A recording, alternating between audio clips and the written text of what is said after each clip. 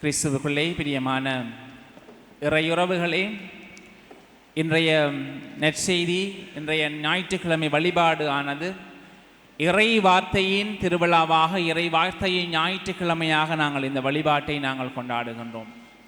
இறைவன் எங்களோடு பேசுகின்ற ஒரு ஊடகமாக இந்த இறைவனுடைய வார்த்தை விளங்குகின்றது.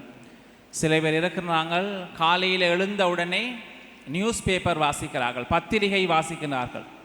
அவர்களுக்கு ஏனோ தெரியாது, அந்த ஒவ்வொரு நாளும் இந்த பத்திரிகையை வாசிக்கின்றவர்களுக்கு அந்த பத்திரிகையை அன்றைய நாள் வாசிக்கவில்லை என்று சொன்னால் ஏதோ ஒரு குறைபாடு அந்த நாளிலே காணப்படுவது போன்ற எண்ணம் அந்த ஒவ்வொரு நாளும் பத்திரிகையை வாசிக்கின்றவர்களுக்கு இருக்கும்.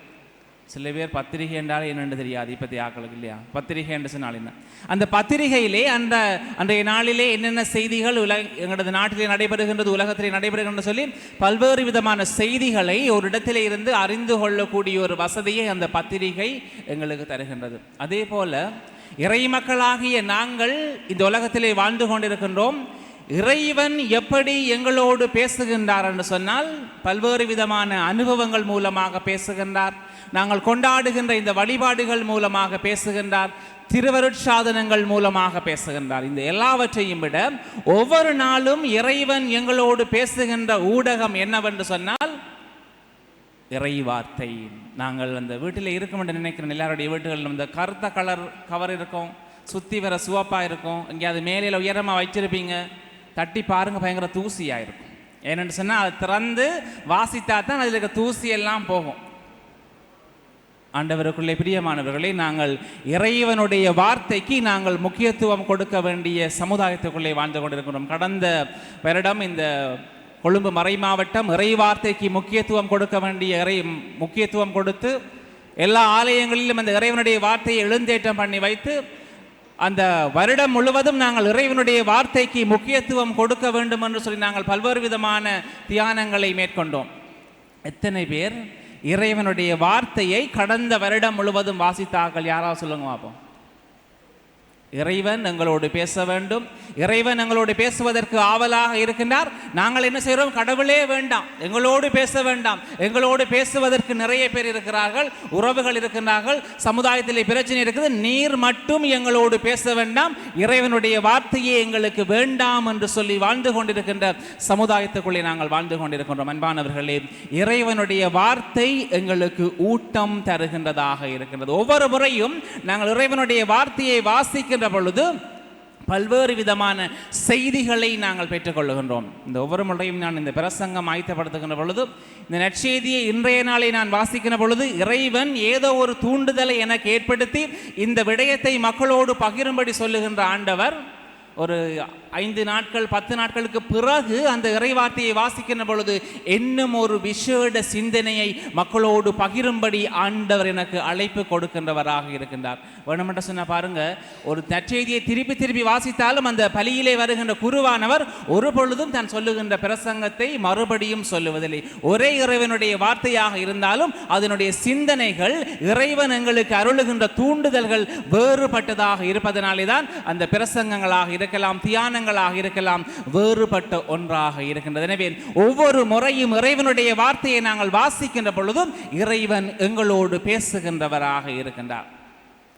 இன்றைய நாளிலே நற்செய்தி வாசகத்திலே ஆண்டவர் இயேசு தனது இறைவாக்கு உரைக்கும் பணியை முழுமையாக ஆரம்பிக்கின்றார். பல்வேறு விதமான திருமுழுக்கு பெறுகின்றார். திருமுழுக்கு பெற்ற பின்னர் இவரை எனது அன்பார்ந்த மகன், இவருக்கு நீங்கள் செவிசாய்க்க வேண்டும் என்று சொல்லி கடவுளுடைய அருள் கொடுக்கப்படுகின்றது.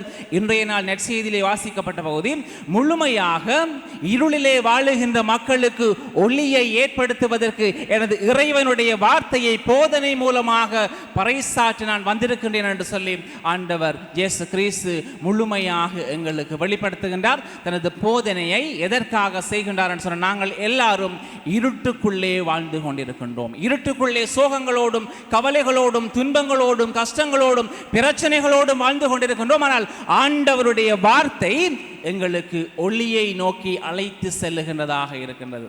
எங்களுடைய வீடுகளிலே ஆண்டவருடைய வார்த்தையே இருட்டுக்குள்ளே இருக்குது. கபட்டுக்குள்ள சில பேர் அந்த படத்தட்டில் உயரமாக வச்சிருப்பாங்க. ஆண்டவருடைய வார்த்தையை நாங்கள் இருட்டுக்குள்ளே வைத்துக்கொண்டு எங்களுக்குள்ளே இறைவனுடைய ஒளி கிடைக்க வேண்டும் என்று சொல்லி எதிர்பார்க்க முடியாது. அன்பானவர்களே, உங்கள் எல்லாருக்கும் தெரியும், நான் நிறைய வருடங்களாக இந்த ஆலயத்திலே நான் திருப்பலி ஒப்புக் கொடுக்க வருவதுண்டு. எனது பணியாக நான் இதை செய்கின்றேன் என்று சொன்னால், அந்த திருவிபிலிய நாட்காட்டி அந்த பைபிள் டைரியை ஒவ்வொரு வருடமும் நான் அந்த தியானங்களோடு சேர்ந்து உருவாக்குகின்ற பணியிலே நான் பயணம் செய்து கொண்டிருக்கின்றேன். இந்த பைபிள் டைரியை நான் மக்களுக்கு கொண்டடைவதற்கு கிட்டத்தட்ட ஒரு வருடத்துக்கு மேலாக நான் பணியாற்ற வேண்டும். 2027ஆம் ஆண்டு நான் கொண்டு வர வேண்டிய பைபிள் டைரி வேலை நான் கடந்த வருடம் கார்த்திகை மாதமே ஆரம்பித்து விட்டேன்.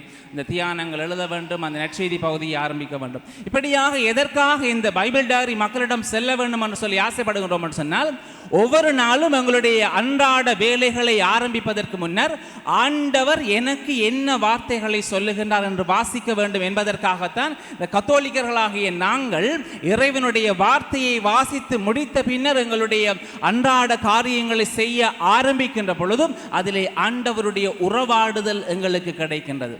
நாங்கள் என்ன செய்கின்றோம்?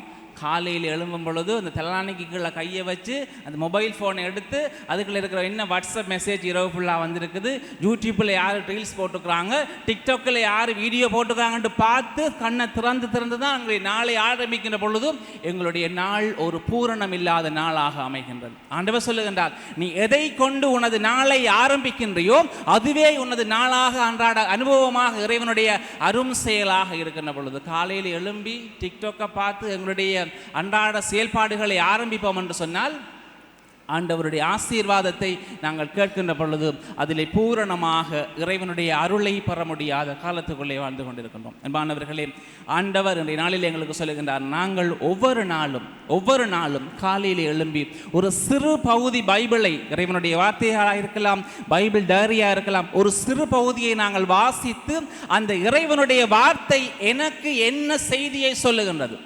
ஒருவேளை உங்களுடைய அம்மாவுக்கு சொல்லுகின்ற செய்தியை ஒரு பொழுதும் அப்பாவுக்கு சொல்லுவதில்லை. ஒருவேளை உங்களுடைய பெற்றோருக்கு சொல்லுகின்ற செய்தியை ஒரு நாளும் பிள்ளைகளுக்கு சொல்லுவதில்லை. ஒவ்வொரு முறையும் இறைவனுடைய வார்த்தையை வாசிக்கின்ற பொழுது இறைவன் எங்களோடு பேசுகின்றவராக இருக்கின்றார், இறைவன் எங்களோடு அனுபவிக்கின்றவராக இருக்கின்றார். இறைவனுடைய அனுபவத்தை நாங்கள் பெறக்கூடியவர்களாக நாங்கள் மாறுகின்றோம். எனவேதான் இறைவனுடைய வார்த்தை மிகவும் சக்தி வாய்ந்த வார்த்தையாக இருக்கின்றது. பல ஆண்டுகள் கடந்தும் இறைவனுடைய வார்த்தை எல்லாரும் வாசிக்கப்பட்டு மரியாதைக்குரியதாக வைக்கப்படுவதற்கு ஒரே காரணம், ஒவ்வொரு முறையும் இறைவனுடைய வார்த்தையை நாங்கள் வாசிக்கின்ற பொழுது இறைவன் எங்களோடு பேசுகின்றவராக இருக்கின்றார். நாங்கள் இறைவன் எங்களுக்கு சொல்லுவதை கேட்க விரும்பவில்லை. இறைவன் எனது குடும்பத்துக்கு என்ன சொல்ல விரும்புகின்றார் என்று சொல்லி கேட்பதற்கு எங்களுக்கு ஆசை இல்லை. ஒவ்வொரு நாளும் எனது அன்றாட காரியங்களை தொடங்குவதற்கு முன்னர் இறைவன் எனக்கு என்ன செய்தியை சொல்ல விரும்புகின்றார் என்று எந்தவித ஆர்வமும் இல்லாமல் வாழ்ந்து கொண்டிருக்கின்ற பொழுதும் இறைவனுடைய அனுபவமும் இறைவனுடைய ஆசீர்வாதமும் எங்களுக்கு கிடைக்குமா என்பது கேள்விக்குறியாக இருக்கின்றது. இன்றைய நாள் நற்செய்தி வாசகத்திலே கிறிஸ்து தனது மறையுரை பணியை ஆரம்பிக்கின்ற வேளைகளிலே 4 பேரை அழைக்கின்றார். நான் இறைவனுடைய பணியை ஆரம்பிக்கின்றேன், மறைபரப்பு பணியை ஆரம்பிக்கின்றேன், தனியாக இந்த பணியை செய்து முடிக்க முடியாது, நீங்கள் எல்லோரும் என்னோடு வாருங்கள், நீங்கள் உங்களுடைய தொழில்களை விட்டுவிட்டு என்னோடு வாருங்கள், என்னோடு சேர்ந்து இறைவனுடைய பணி செய்ய உங்களுக்கு அழைப்பு கொடுக்கப்படுகின்றது என்று சொல்லி ஆண்டவர் எங்களுக்கு அழைக்கின்றார். அன்பானவர்களே, உங்களுடைய பங்கிலே இருந்தும் இறைவனுடைய பணி செய்ய உங்களுடைய பிள்ளைகள் முன்வர வேண்டும் என்று சொல்லி நீங்கள் மன்றாட வேண்டும். சில வேளைகளிலே இந்த சுவாமிமாருக்கு சிஸ்டமாருக்கு பிள்ளைகளை எடுக்கின்ற இந்த கருத்தமர்வுக்கு செல்லுகின்ற பொழுது பெற்றோர் சொல்லுவாங்க, ஃபாதர் இந்த கடைசி மகன் ஃபாதர் இவனை சுவாமிக்கு கொண்டு போங்கன்னு சொல்லுவாங்க. ஏனென்று கேட்டால் வீட்டில் சரியான குழப்படியாக இருக்குது ஃபாதர், சொல்வழியே கேட்குறான், இல்லை ஃபாதர் எப்படியோ அங்கே கொண்டே விடுங்கன்னு சொல்லி. இல்லை, இறைவனுடைய பணி செய்ய வேண்டும் என்று சொன்னால், எங்களுடைய பிள்ளைகள் இறைவனுடைய பணி செய்து வாழ வேண்டும் என்று சொன்னால் குடும்பத்திலே பெற்றோர்கள் ஒன்று சேர்ந்து செபிக்க வேண்டும், உங்களுடைய பிள்ளைகளுக்காக செபிக்க வேண்டும், இறைவனுடைய அழைப்பை எனது பிள்ளைகள் செவிசாய்க்க வேண்டும், இறைவனுடைய அழைப்புக்கு எனது பிள்ளைகள் செவிசாய்த்து ஆம் என்று சொல்லி பதில் சொல்ல வேண்டும், இறைவனுடைய பணி செய்ய எங்களது பிள்ளைகளை தியாகம் செய்ய எங்களை ஆண்டவர் தயார்படுத்த வேண்டும் என்று சொல்லி ஒவ்வொரு குடும்பங்களுடைய மன்றாட்டம் இருக்கும் என்று சொன்னால் நிச்சயமாக உங்களுடைய பங்கிலே இருந்தும் குருக்கள் துறவிகள் உருவாகுவார்கள்.